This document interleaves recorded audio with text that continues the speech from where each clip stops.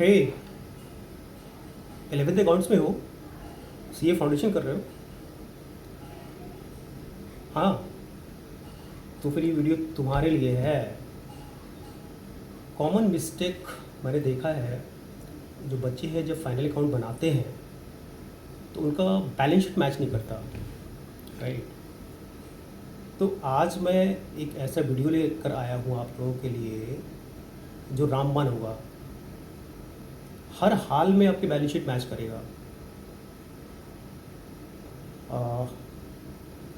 I am C Ujjwal Kumar Singh.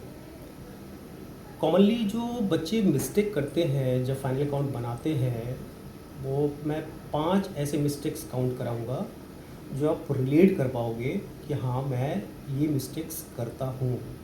Number 1, आपके पास trial balance दिया रहता है, एडजस्टमेंट एंट्रीज दी रहती हैं।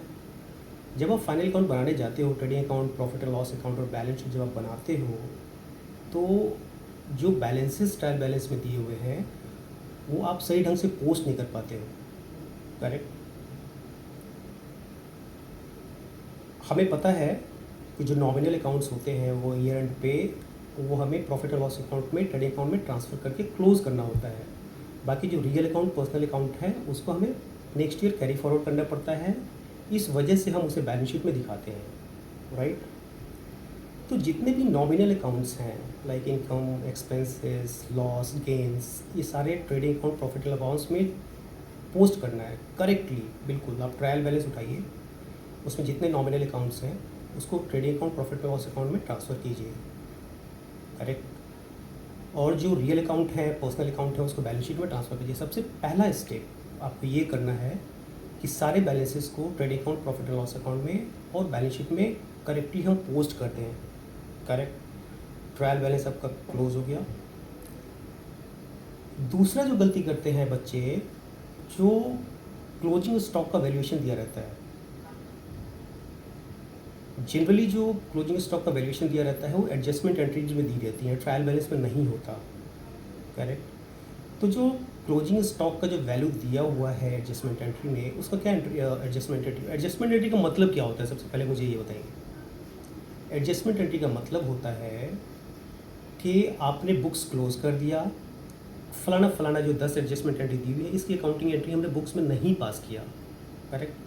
अब आप फाइनल अकाउंट बनाने के लिए बैठे हुए हैं, तो आपको इन सबको कंसिडर करना है।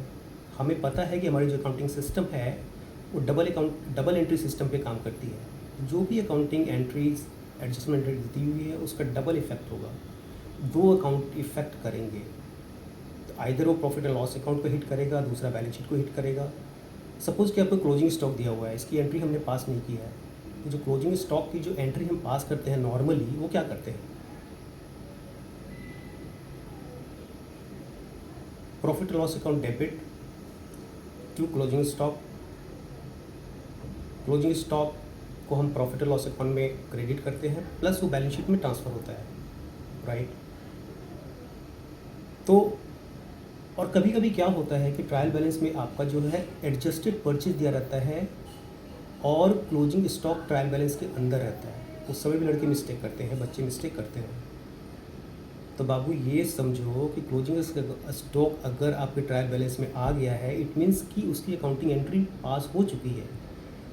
तो जो ट्रायल बैलेंस में आपको क्लोजिंग स्टॉक दिया हुआ है वो डायरेक्टली जो है आपका बैलेंस शीट में ट्रांसफ़र होगा, और सिर्फ परचेज जो है वो आपको डेबिट साइड में ट्रेडिंग अकाउंट के दिखाना होगा, करेक्ट। नाउ तो तीसरा जो मिस्टेक्स करते हैं, हमने ट्रेडिंग अकाउंट बना लिया, प्रॉफिट लॉस अकाउंट बना लिया।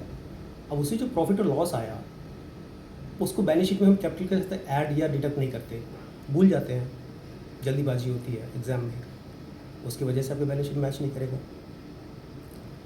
तो उसको ध्यान रखना है कि जो मैंने trading account, profit loss account बनाया है, उसका जो प्रॉफिट और लॉस निकल के आया वो करेक्टली मैं अपने कैपिटल में एडजस्ट करूँ, ऐड करूँ, डिडक्ट करूँ। अगर आपका प्रॉफिट है तो कैपिटल के साथ ऐड होगा, अगर आपने लॉस इनकर किया है तो आपके कैपिटल के साथ डिडक्ट होगा, करेक्ट। चौथा जो गलती करता है लोग, एडजस्टमेंट एंट्री पास करने में होता है गलती। जैसे मैंने अभी आपको बताया कि कोई भी एडजस्टमेंट एंट्री है उसका डबल अकाउंटिंग इफेक्ट आएगा। सपोज़ करो कि आपके एडजस्टमेंट एंट्री में दिया हुआ है salary dues but not paid, correct. तो अगर हम नॉर्मली अकाउंटिंग एंट्री पास करते, अगर मेरा ट्रायल बैलेंस फ्रीज नहीं होता, क्लोज नहीं होता, तो हम क्या पास करते?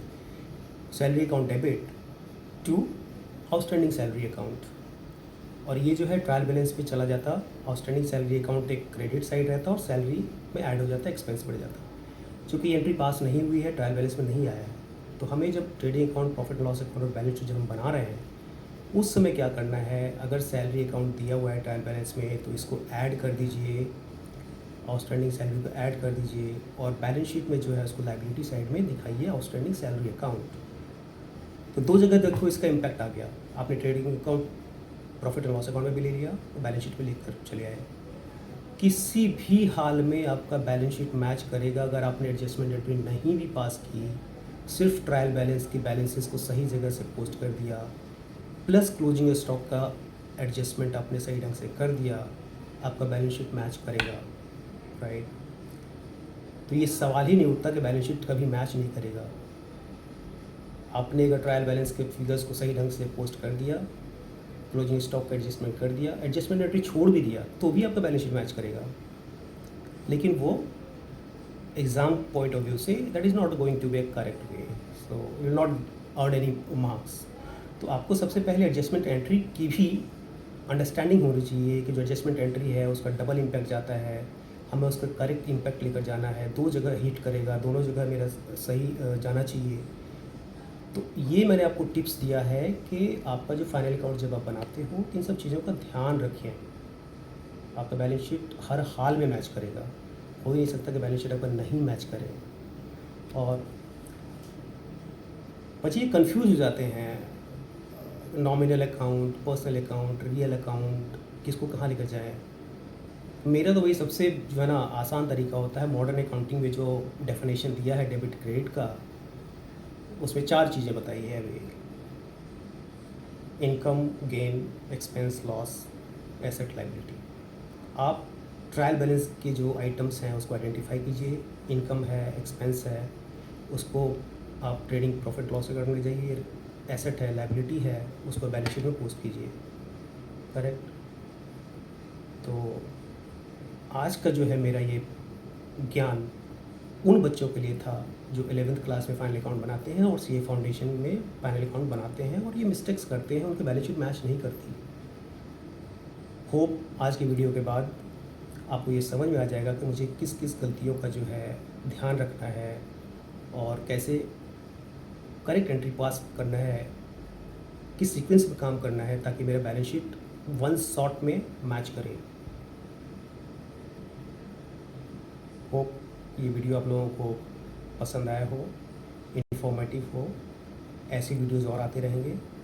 ऐसी वीडियोस और ऐसे नॉलेज को पाने के लिए प्लीज़ मेरे चैनल को सब्सक्राइब कीजिए। I am chartered accountant, I am the founder of the CA launcher, Bhagalpur, Bihar. Thank you very much.